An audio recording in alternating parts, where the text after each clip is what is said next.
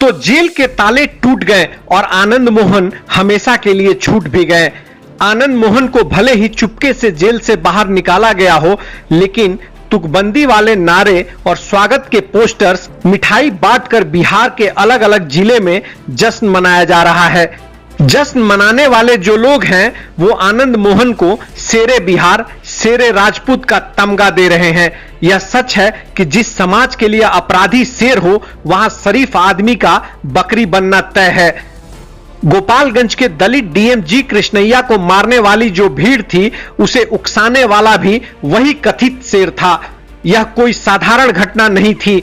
इस घटना ने बिहार ही नहीं बल्कि देश के संसदीय इतिहास में एक डरावना सच स्थापित किया। सच यह था कि पहली बार संसद में बैठने वाले किसी जनप्रतिनिधि को फांसी की भी सजा सुनाई गई और फिर इसे बदलकर आजीवन कारावास में कर दिया गया।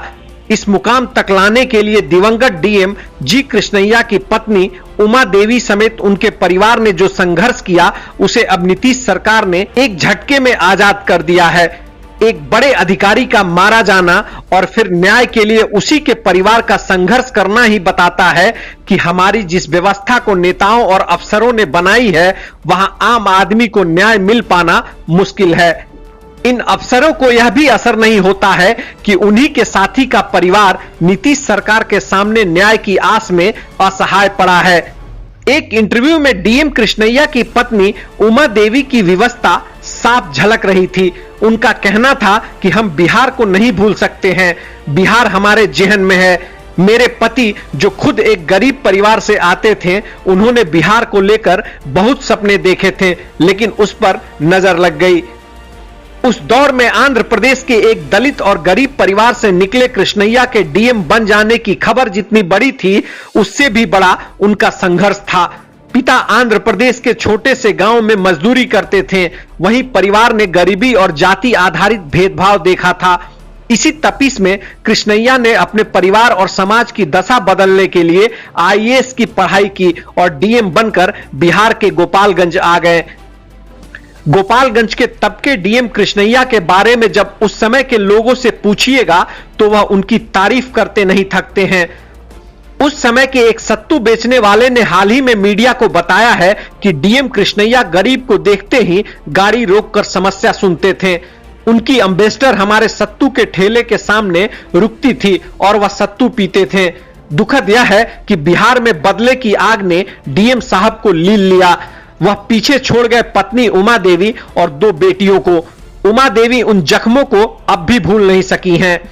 यही वजह है कि जब पूछा गया कि अगर आनंद मोहन के परिवार से आपके घर मिलने के लिए कोई आता है तो क्या आप मिलेंगी, इस सवाल के जवाब में उमा देवी ने स्पष्ट तौर पर कहा कि उनके लिए हमारा दरवाजा बंद है।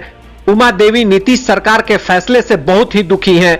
उनका कहना है कि राजद के दबाव के कारण नीतीश कुमार ने उनके पति के हत्यारे को छोड़ा है। यह बड़े ही आश्चर्य की बात है कि आनंद मोहन की रिहाई पर जबरदस्त तरीके से भाजपा भी चुप है। भाजपा के राजपूत नेताओं ने तो नीतीश सरकार के फैसले का स्वागत भी किया है। जहां की जनता ही अपराधी को नायक माने, वहां तो अपराधियों के लिए राजनीतिक दलों के दरवाजे खुले ही मिलेंगे।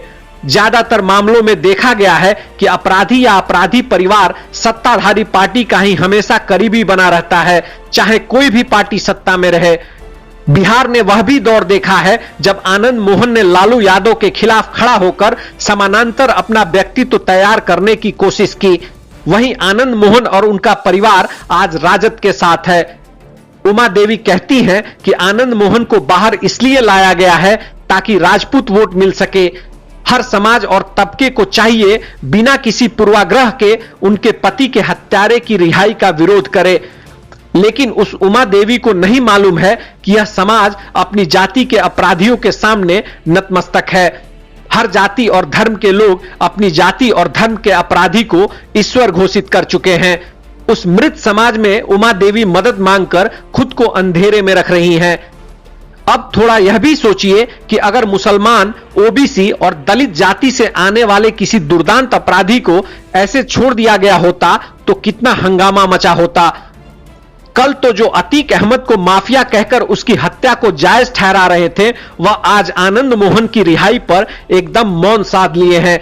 जिस समाज में जाति और धर्म देखकर अपराधी का समर्थन किया जाता हो, वहां अपराध कभी भी खत्म नहीं हो सकता है। वहां शरीफों की हत्या और नरसंहार करके अपराधी बच निकलेंगे। यह लिख कर रख लीजिए, इन अपराधियों का प्रकोप हर अमन पसंद लोगों पर एक एक करके पड़ना है।